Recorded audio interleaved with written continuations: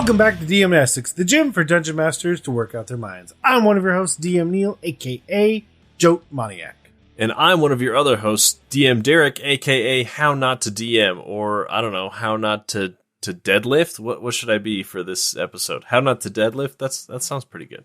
It's both easier and harder than you think it is. Of all of the exercises, that one feels both straightforward, and you're most likely doing it wrong. Myself included. Shame on me. I always tell people, please don't follow me after I've shown you how to do something. Please don't. I've mashed my shins before on a deadlift. It's no fun. The only thing worse is box jumps, but we're not going to talk about that today. Instead, we're going to be talking about Build-A-Barrow. Really, it's just like Build-A-Bear, but I get it. It's like a dungeon. You're going to build it together. And this will probably be a running series on DM-Nastics because, again, you have the evergreen content of the main episodes, as well as having kind of some practical exercises that you could do at your own table to build out some smaller piece of your world and just keep on dungeon mastering. But today, this idea came to us from Faye Amore, and the idea is to create a dungeon that collectively as a community we can build. And one of the things with that is also the world of Dayeimbe, which is really just a weird way to say DMB. Don't think about it too much. If you just say Dayeimbe with a level of confidence, it always sounds kind of okay. But the idea is basically to add more to that world, again, so that we can have this kind of shared experience as we build. So one of the things that we'll do is we'll find a place in this world to set it. And I've already shown you the map. I know you're looking at it. So, Derek, where are we going to put this dungeon? So, west of Lucina Tyrion in the Bygone Forest, there's a mountain range called the Heralding Peaks, and then a forest beyond that. And we thought that would be a great spot right for a barrow to be placed for someone to go exploring in. I feel like we're going to basically, and this makes me very excited, probably at an unreasonable scale, that if we do this, we're basically creating Dayeimbe's Undermountain. Because Lucina Tyrion is, just your quick overview, is it's a Devil's Plateau with a city around it. There's a tower on top. There's a cabal of mages. Things happen throughout the history of the world, but the basic thing is it's the largest town in the world. And so it makes me think of Waterdeep and the Forgotten Realms. Now we're potentially having a small dungeon that could lead to more dungeons. And are there passages inside of Lucina Tyrion that go directly to the dungeon? Only to find out that not only is it in the Bygone Forest and throughout the Heralding Peaks, but eventually you figure out that it is beneath the town itself. Yeah. These are the ideas that have immediately come to mind because I think that that's just really fun, and then that allows it to be a exercise that can always be added to more and more. So the question is, because I want this to be something that can be expanded upon, so I want to try and figure out, like, what is the seed of an idea that we can provide to our listeners, as well as the Discord community and the forums to basically build off of. So I don't want to go too far, but I also don't want to go too little either. So one of my ideas initially is the classic, the dungeon is actually built in or around the skeleton of some huge dead creature. And so, like, some of the rooms are inside of it, and it's kind of like a mystery to unfold as to, like, what this thing is and why it is there and what great power or what thing might be important or interesting to go find within this cavern. I feel like it's classic, you know. I don't know if I've ever played a published adventure where this is the case, but I have homebrewed many a dungeon where it's like, you know, the rib cage of a long dead whale or something like that, the skull of something that you're inside. You know, the Rock of Brawl from D&D lore is literally the giant skull of a dead god, you know, that's now a floating city, you know, in space. So there's definitely precedent for it, but I feel like you could make it your own. I am trying to think through this because I also don't want it to be too big for us to start out. So what if we called it the Hand of God? And Sure. basically, it opens into this large cavern, and there are 5 tunnels that lead, 5 smaller rooms that lead off of this single large cavern. Mm-hmm. I like it. And if we're doing 5 caverns, we could follow the old 5-room dungeon strategy when we're designing this thing too.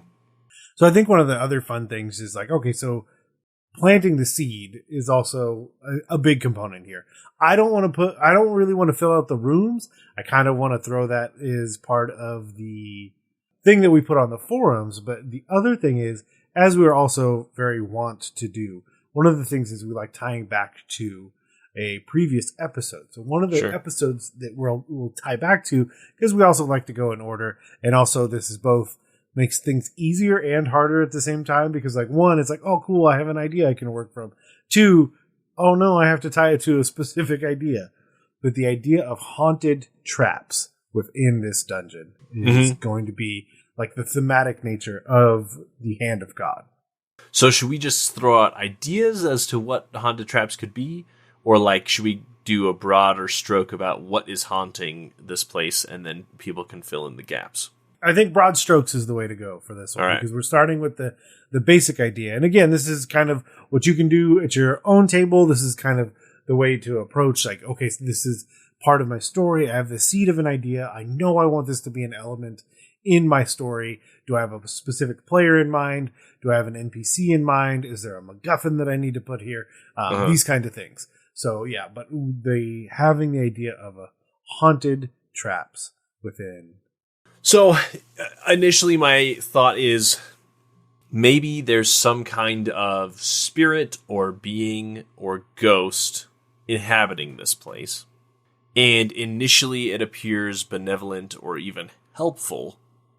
And then slowly but surely the characters will determine that this thing is actually what is preventing them from reaching their goal. So whether it be actually triggering stuff that they are being injured by, or, you know, tricking them into doing things, tricking them into touching things, you know, whatever it is that people think. But I feel like there should be some kind of otherworldly or ethereal presence here that is influencing the characters, and its ultimate goal is like to kill them or to get their souls or something, instead of them succeeding and defeating it, you know?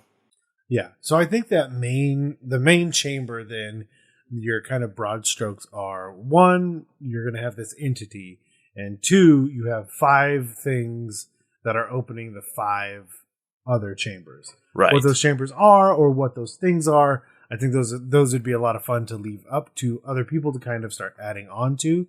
Right. This is your chance to like have the thing like lie to them and tell them, oh, I went down this chamber and died, or I went down that chamber and that's where all the gold is. You know, whatever kind of classic tricks you want to throw at them. Oh, absolutely. The other thing is tying it to a specific deity. Yes. Which, I mean, I can certainly do as well.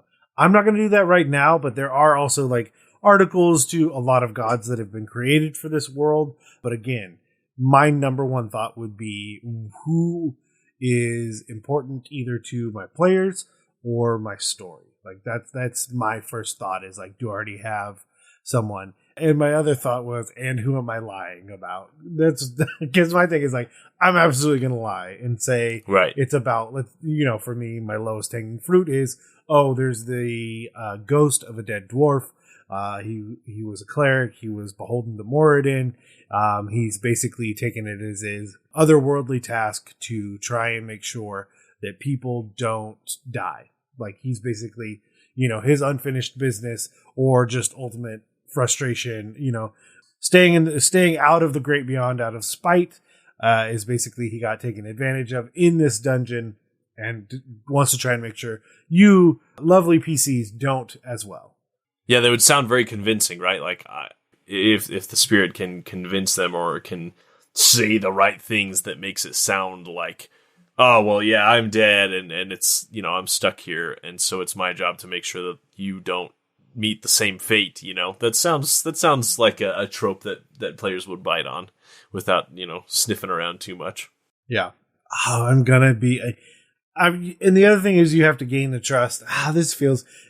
Obviously, all of this kind of depends on your players, like how much obfuscating the truth or basically just lying are your players. What is their threshold for lies? You kind of have to know that. But my other thought was, I'm going to tell them the truth, at least about one of them. And it's going to be the first one that I tell them about. And it's going to work 100% the way I tell them. Because then I can really mess with them on the next 4. Right. And so going that route. Yeah, always a good one. Also, you could just make it so that the thing can't communicate normally. It can't speak. They can't hear it. And so it's just kind of signaling. It's like pointing to things, and maybe that will encourage them to follow the mystery, keep digging into it more instead of you trying to like sweet talk them into, into the spike pit or whatever. Yeah. Come on down. Oh, oops. My bad. You didn't hear me. You didn't understand. Yeah. That gets a little tougher the higher level you get, because they're going to have spells and skills and things like that. But at that point, you just kind of think about the magic of the place itself. I mean, you are working with a place that is called the Hand of God. The other thing I think is, what is the actual environment like? Because in my head thus far, it's your standard stone cavern. But there's nothing to stop it from being like an actual, just like old gauntlet. Like, what if this was like a true battle of the gods? This either fell at one point, they tried to reach into the earth and it got stuck. Like, Ooh, yeah. a lot of different ways that this could go. And it'd be fun depending on the angle at which it is stuck in the ground. You could make each kind of finger at a different angle so that they get harder and harder to get into. Gauntlet's interesting too. You could make the walls, like rust basically, and it would be super puzzling. It'd be something to try to figure out. Yeah. Yeah, I loved it. I really like the idea of like a rusted metal wall throughout all of the things, because then it doesn't denote. And like at some point you kind of get the idea, like a bigger picture idea of like the way that the armor is laid out when it comes to the top of the hand, or when it comes to over the fingers, or... Oh, and you could blatantly steal from beloved media and have one of the chambers have a ring that's inside it from the god that died, and they pass through the ring and then something changes. They go invisible, or, dealer's choice, whatever happens. Or just having the ceiling being rusted metal, because a lot of the gauntlets, to have your mobility, the inside of the palm was still leather. True. But then the top was just metal. So certainly another option. You'd have to make it so rusted that they can't try to harvest anything from this, though, right? If you're giving them tons of platinum all of a sudden, or mithril or whatever, you're going to have problems on your hands. Yeah. The other thing is, all of this is assuming that somehow that skeleton got out of here. True. Again, it could be that the gauntlet itself fell. It could be that the hand got stuck and then was removed, or it could just be that time turned it to dust. I mean, there's all kinds of options that we can go with. Also, it's the anatomy of a god inside your role-playing game. You can do whatever the heck you want. Like, there's no rules. Okay, I think we're there. But as always, what is one more thing you want to add? And we always call this the you do you. Like, what's one thing that you're like, it's sticking out to you that you're like, yeah, that's going to happen? I would definitely make it so that whatever the last room is, whatever last thing it is that they're supposed to do or touch or activate, brings this otherworldly thing back to life, and then it immediately attacks them and is trying to steal all their stuff, obviously. That's what I think. Oh, and stalactites falling from the ceiling as like a layer action kind of thing. Gotta have the stalactites falling from the ceiling. It's classic. Well, at that point, it's rusted metal. Ooh, yeah. Ooh, yes. Rusted metal, rivets, bolts. Yeah. You could, like, give them some kind of diseases based on if they get hit with shards of this thing, like, what terrible kind of tetanus are you getting from that millennia-old gauntlet? Yeah. The other one that I think of is, I think it'll be a little ways down. Like, I think this has been like stumbled onto, and like you you've gone through some sort of passageway, kind of squeezed through some tight spots, gone down a little ways, and then it opens, boom, into this large chamber with this entity that's still there. Ooh, I like it. That's interesting.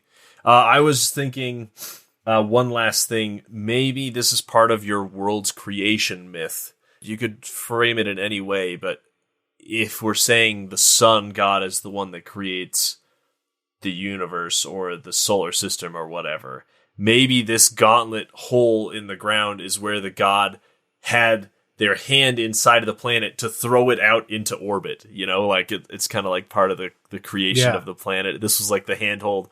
I don't know, kind of cheesy, but also if you look at any creation myths, that's full of weird stuff like this, right? So I don't know, it could be kind of cool. I like it. It's got three holes for bowling. Yeah. And the core is lopsided so that it spins to one side. Yeah, perfect. That's why it stays in. That's why it stays in orbit correctly. Right, because it's perfect. It's rolling. Oh, that's incredible. Great. Okay, so with that though, of course, if you like this or you like anything that we're doing, we always suggest one of the best things that you could do is give us a rating or review on your podcatcher of choice, be it Apple Podcasts, telling a friend on the street, literally anything to help spread the word. And of course, if you wanted to get a hold of us and email us, you can always do so at dungeonmasterblock@gmail.com, where you can let us know about your creation myth, how you create dungeons, anything here, there, and everywhere. And a quick note to all of you DM-Nastics and DM's Block listeners.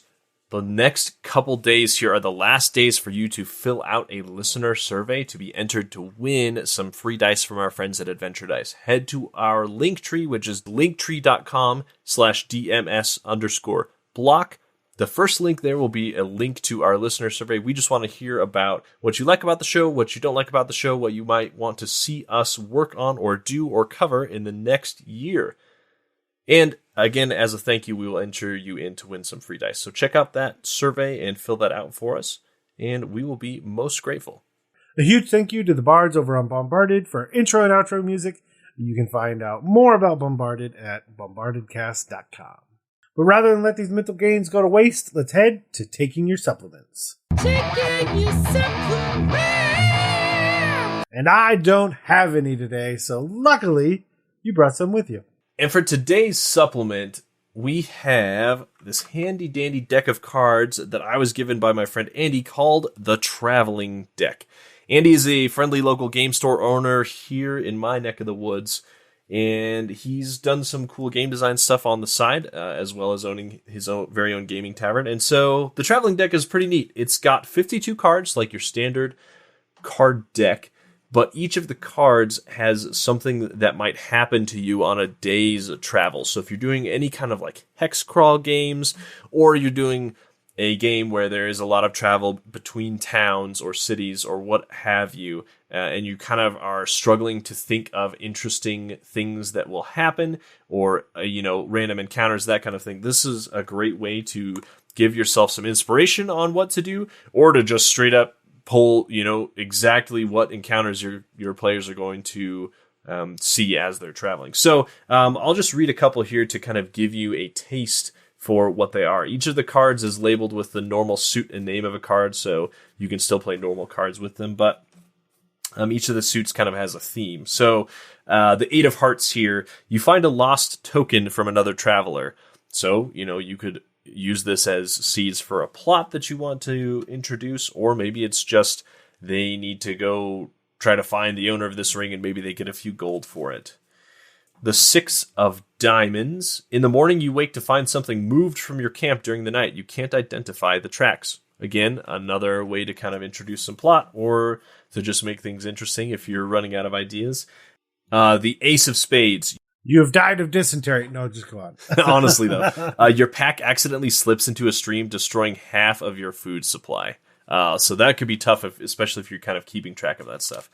He has a system full of with certain cards that have ambushes as well, so you could kind of have those random encounters built in. But yeah, he suggests you shuffle it up, have them draw, or shuffle it up and draw yourself and kind of decide what your players are going to encounter to keep things interesting. So yeah, that's called the Traveling Deck. He sells it on his website, and Neil will go ahead and post that link in the show notes. But yeah, it's a kind of a fun way to get some inspiration or to spice up things for your players for travel, because it can be hard to keep track of that stuff and to always be thinking of interesting and new ways to make travel fun without going and relying on the same old weary tropes. Like you said, it's not something you have to do every time. The other thing that I like is that it's you could still use it as a standard deck of cards. Yeah. If you saw fit or needed to. So something that can be more than one thing is always nice. And yeah, especially like if you're setting up a game that has exploration, actually has the pillar of exploration, right? As much as there's 3 pillars. One of those pillars is a little wobbly. If it's a 3-legged stool, that thing's ready to tip over at a moment's notice. But these are fantastic. I love the art. I mean, if nothing else, like you said, you can get a lot of inspiration. And the other thing is you can do this just to set up the way you want things to go anyways. It doesn't have to be in the moment. That's the other nice thing about tools like this, is just using them to prep rather than in the moment. Like, because I know for me, super okay with that. I would, if anything, I would be, me as a DM, I would be more excited to have these at the table and pull them and me learn about them at the same time as the player. And I know that is a me thing. That is to say that I understand completely how uncomfortable that concept would be for other DMs. But how great would this be then to set and prep my session, knowing this random hear my fingers careen through the air, for air quotes, random encounter occur after I kind of laid things out by looking at what the options are. Yeah, I am of both schools of thought. I love the randomly seeing what's happening at the table with my players in real time, because then I get to react and decide how the world reacts real time, and it's just a fun mental exercise for me. But I also like, random tables and that kind of thing, because I love to just read through it and say, you know what, that's the one I want. I'm not going to, roll to see if the other ones that I find less interesting happen. That's what we're going to do, or that's what I'm going to choose. So yeah, great for both purposes. But that's it. The Traveling Deck. Check it out. And with that, we will turn out the lights and head out at the gym. But before we go, I want to implore you, the listener, to join the Discord, Twitter, or anywhere else you can find us and take part in these daily challenges, exercises, and other amazing conversations being had. And to do that, head over to bit.ly/DM banter and try some DM-Nastics. So your players don't ask, do you even lift?